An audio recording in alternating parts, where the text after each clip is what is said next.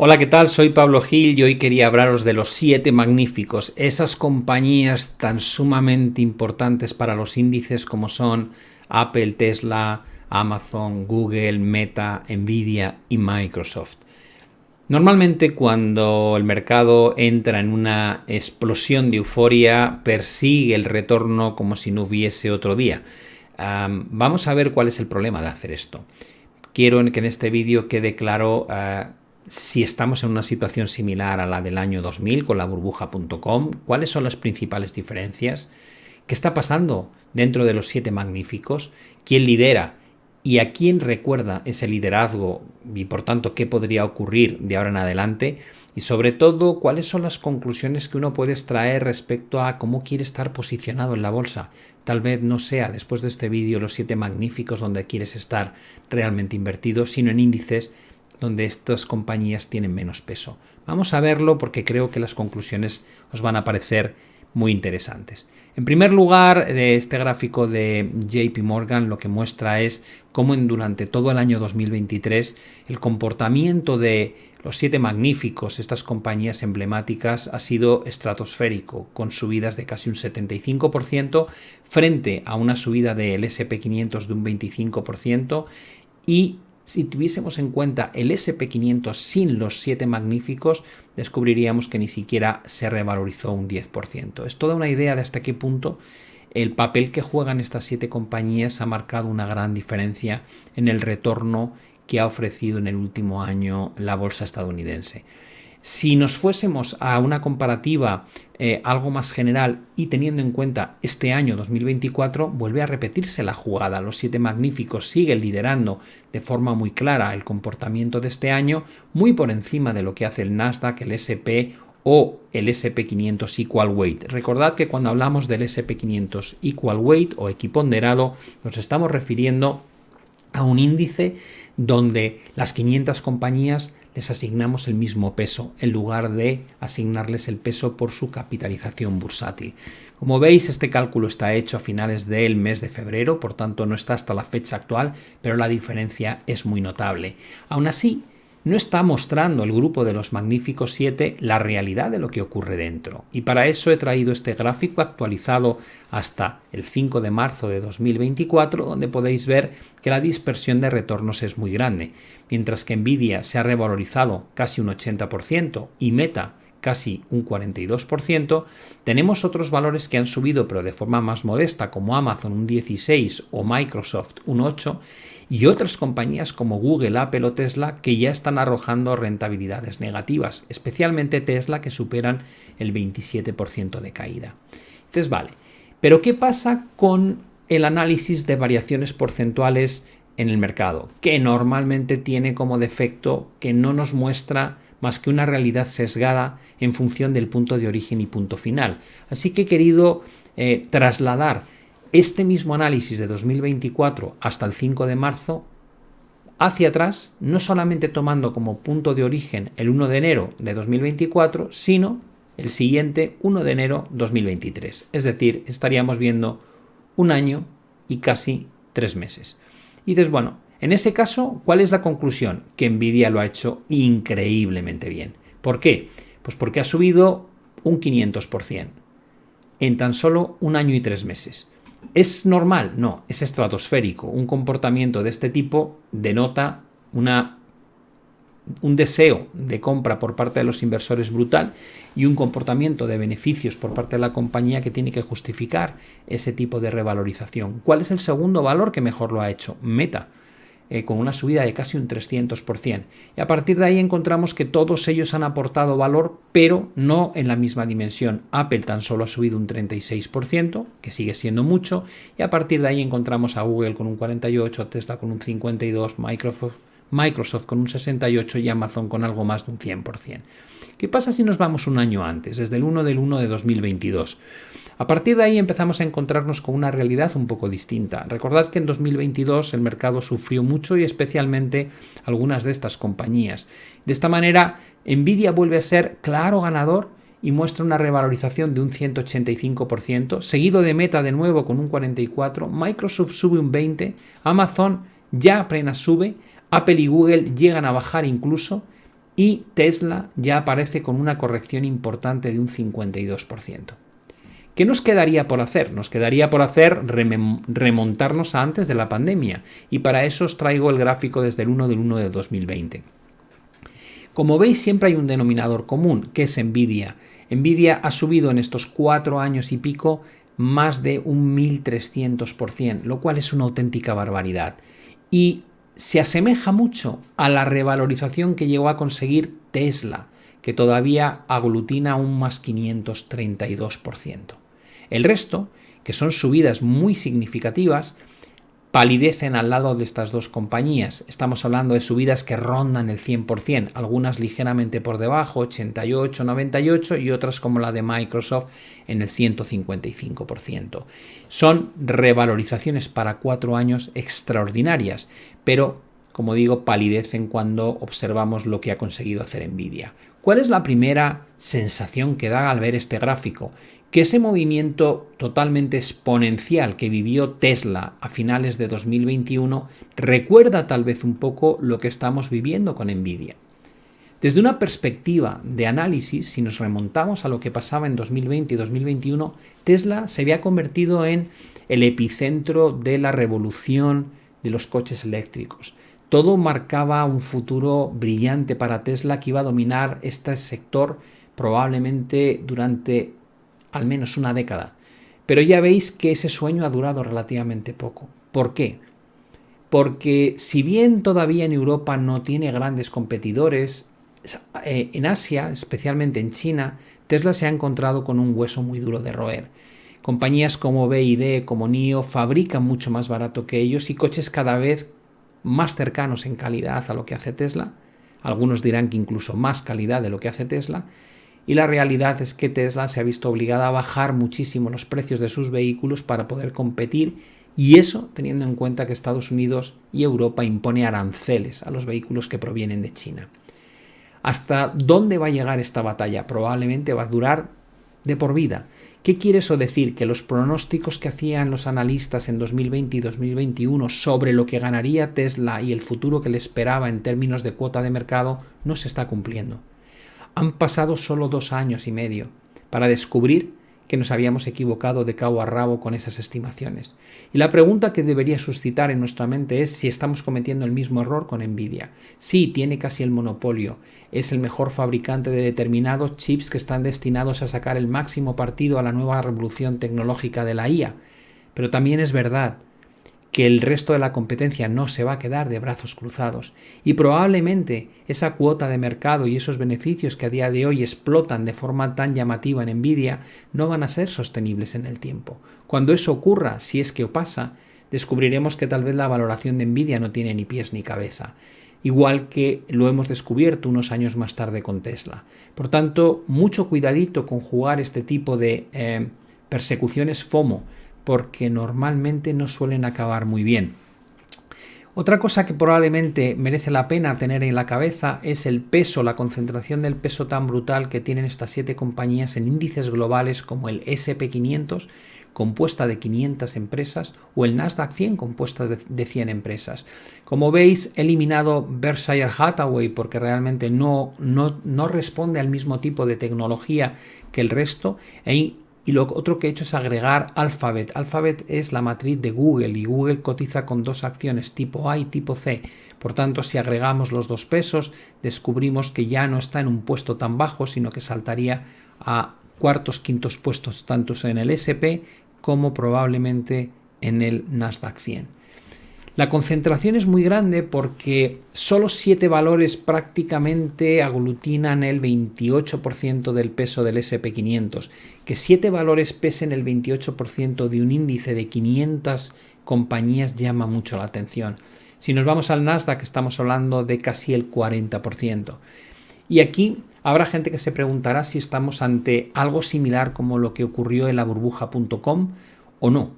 Y para ello este gráfico de JP Morgan creo que arroja bastante luz al respecto. El peso acumulado y concentrado de las 10 compañías que más ponderan en los índices hoy es claramente superior al peso de esas mismas 10 compañías, las 10 más grandes de aquella época en el año 2000.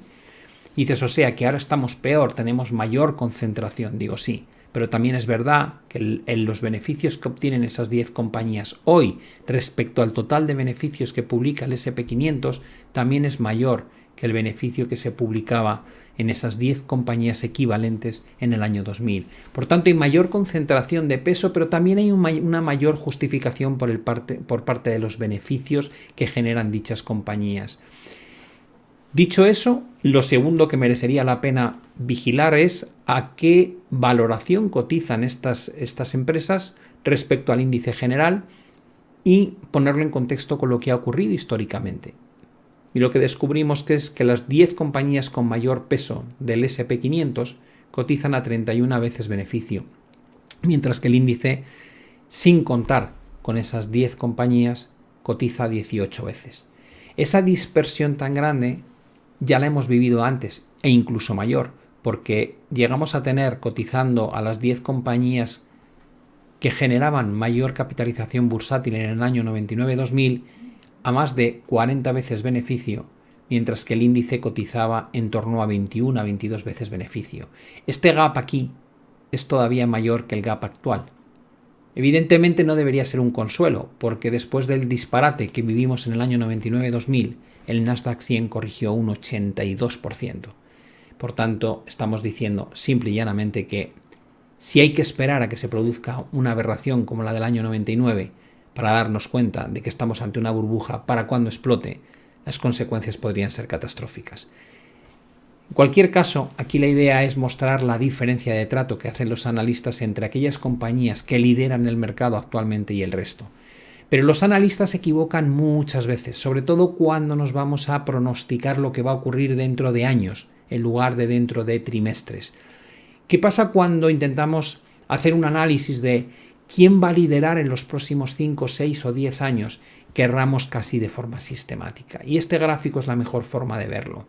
Si analizamos cuál es el comportamiento del SP500 y las .coms que lideraban el índice en el año 2000 y lo proyectamos hasta hoy, lo que descubrimos es que solo hay una compañía de las que en aquel momento pronosticábamos que iban a ser grandes ganadores en términos de subida bursátil, que ha cumplido los pronósticos, y es Microsoft. Es la que está marcada en color verde. Microsoft se ha revalorizado casi un 1200%, muy por encima de la revalorización de en torno al 500% del SP500, que es la línea de color gris oscuro.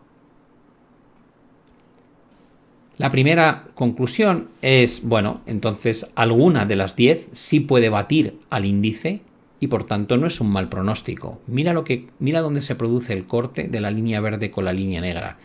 Tardamos 18 años hasta que Microsoft consiguió revalorizarse de forma agregada más que el SP500.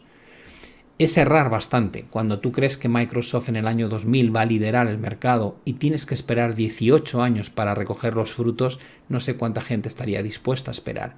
Pero es que esa es la ganadora, porque el resto lo hace básicamente igual que el índice. O dicho de otra manera, el resto de las compañías prácticamente han obtenido una revalorización similar al SP500, pero es que hay otras que han supuesto una gran decepción, porque lo han hecho mucho peor que el SP500. Por tanto, si de aquí en adelante hiciésemos un pronóstico similar, lo primero que estaríamos planteándonos es, de estos 7 magníficos, ¿cuáles van a estar liderando dentro de 10 años la bolsa estadounidense? Porque si se cumple un poco el pronóstico que hemos visto con la anterior burbuja, realmente ninguno de ellos ofrece garantías de seguir siendo de los mejores valores dentro del índice global. Por otro lado, este otro gráfico de JP Morgan lo que nos muestra es cómo de forma recurrente puede haber grandes dispersiones entre el índice por capitalización y el índice equal weight. Pero esas desviaciones como la que tenemos actualmente, tienden luego a corregirse porque lo que nos está midiendo aquí es la diferencia de valoración entre las 10 mayores empresas y las 490 restantes y por otro lado, cuál es el retorno al cabo de los 5 años. Y como se ve en este mapa, tendemos a estirar esta jugada para luego revertir al punto de equilibrio. Realmente se podría ver de forma mucho más sencilla en este gráfico donde tengo un ratio que divide el SP500 normal, es decir, el que se ajusta por capitalización bursátil, respecto a otro SP500 equal weight o equiponderado.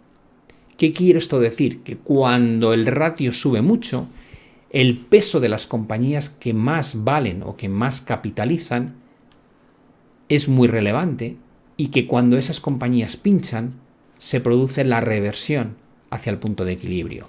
Lo vivimos después de la burbuja.com con una reversión brutal que nos llevó al punto de equilibrio. El punto de equilibrio está determinado por la línea de regresión sobre la curva de puntos total desde el año 2003 hasta el año 2024. Como veis, después se produce una nueva dispersión muy grande que marca estos máximos de aquí y posteriormente en la crisis 2008-2009 volvemos a revertir, no solamente al punto de equilibrio, sino que realmente nos movemos hacia cotas incluso bastante lejanas. La banda inferior son 2 desviaciones estándar por debajo del punto de equilibrio y la banda superior 2 desviaciones estándar por encima. Por tanto, se entiende que tan solo un 5% de las ocasiones el precio debería salir fuera de esas bandas. Tuvimos una situación similar con el calentón 2020-2021 y luego en 2022 volvimos a revertir. Y otra vez tenemos una lectura similar, lo cual hace pensar que tal vez lo que tendría más sentido es que tarde o temprano se produzca una reversión por la razón que sea, hacia el punto de equilibrio, lo cual implicaría pues un comportamiento en términos porcentuales muy inferior por parte del SP500 contra el SP equiponderado. Como veis, las desviaciones han marcado en muchas ocasiones grandes oportunidades para salirnos de este tipo de pesos pesados y apostar más por índices globales donde el comportamiento y las valoraciones no son tan exigentes. Evidentemente, algunas de las velas que veis aquí no son correctas, como esta de aquí. Es un error gráfico que he intentado corregir, pero hay que tocar la base de datos y no he podido hacerlo, o este movimiento que veis aquí. No cambia nada ni altera el cómputo de lo que hemos dicho ni la idea principal, pero para que tengáis en cuenta que cuando veáis esas sombras tan sumamente estrambóticas y alargadas corresponden a pequeños fallos en alguno de los datos de la base y no a el hecho de que en tan solo una sesión pudiésemos ver de un mes, pudiésemos ver una variación desde la banda superior a la banda inferior. Evidentemente, la segunda forma de analizar este concepto no es comparando el SP500 con el SP500 equiponderado, sino el SP500 con otro índice del mismo país, en este caso Estados Unidos, donde no haya big caps o compañías de gran capitalización. Y por eso os traigo este gráfico del SP500 frente al Russell 2000, que es el índice de pequeñas compañías estadounidense, y en este ejemplo he puesto 2 bandas por arriba y 2 por abajo. La primera banda representa una desviación sobre el punto de regresión, la segunda banda estas son 2 desviaciones, estos son 3 desviaciones, esto es menos 2 desviaciones y menos 3 desviaciones respecto al punto céntrico, ¿vale? Para que entendáis un poco los colores de las distintas franjas. Como veis, estamos en un punto extremo de desviación. ¿Qué quiere eso decir? Pues básicamente lo que nos implica esto es que estamos haciendo un ratio dividiendo el SP500 entre el comportamiento del Russell 2000. Por tanto, cuando el mercado sube mucho, quiere decir que el SP500 lo hace mucho mejor que el índice de pequeñas compañías, como pasó a finales de la burbuja del año 99-2000, antes del declive y ajuste a la baja durante los años 2001, 2002, 2003 y se prolongó incluso hasta el año 2012 y 2014. Es decir, no nos detuvimos en la primera zona de equilibrio, sino que continuamos ese ajuste hacia abajo durante muchos más años. También tuvimos desviaciones aquí de menor cuantía que se revertieron no solo al punto de equilibrio, sino incluso para generar señales adversas de que en este caso tenía que haber una reversión al alza. Y como veis, las reversiones suelen funcionar bastante bien. Incluso este exceso en finales de 2020, principios de 2021, se volvió a ajustar aquí y ahora tenemos uno de los mayores excesos respecto a ese punto de equilibrio que representa la línea de regresión desde hace mucho tiempo. ¿Cuál sería la conclusión viendo este gráfico? Tal vez sea mucho más interesante invertir si quieres estar largo en bolsa en el Russell 2000 a día de hoy que en el SP500. Bueno, vámonos con la conclusión final. Nvidia se ha convertido en el eslabón de la euforia absoluta por parte de inversores y analistas durante los últimos años. hemos visto que incluso si te remontas al año 2020, Nvidia sigue siendo un claro ganador. Si miraseis la estadística a lo largo de décadas, descubriríais que Nvidia siempre se ha mantenido entre los puestos de mayor revalorización de los valores. Por tanto, es probable que tenga un argumento de fondo, porque es una compañía muy bien gestionada, pero eso no tiene por qué significar que las valoraciones actuales son justificables o son defendibles en el medio y largo plazo. Todo va a depender de la evolución de la IA. No sabemos exactamente qué sectores se van a ver más beneficiados, no sabemos qué compañías van a conseguir incrementar de forma notable su productividad y por tanto sus beneficios empresariales, y esas serán las claras ganadoras en el futuro. Hoy día, lo que estamos haciendo con Nvidia es comprar la primera derivada, es decir, el que fabrica los componentes electrónicos que hacen falta para sacar máximo partido a la IA y que por tanto te genera una cantidad de pedidos de productos que fabrica Nvidia que justifica con creces esta subida. La pregunta es, ¿van a seguir teniendo esa cuota de mercado los próximos años o van a surgirle competidores de forma muy razonable, de la misma manera que le surgieron a Tesla competidores de otras compañías de coches eléctricos en China? Todo parece apuntar que ese monopolio, cuasi monopolio que tiene Nvidia hoy va a ser muy difícil de mantener, y cuando eso se ponga en tela de juicio, probablemente las valoraciones con las que cotiza hoy Nvidia serán insostenibles y veremos grandes correcciones. Así que tenemos un concepto muy claro centrado solo en Nvidia y un concepto centrado en los 7 magníficos. Tal vez es el momento de empezar a mirar con mejores ojos otros índices donde estas megacompañías no son tan relevantes. Espero que os haya gustado el análisis y nos vemos ya en la próxima emisión. Un saludo y hasta la vista.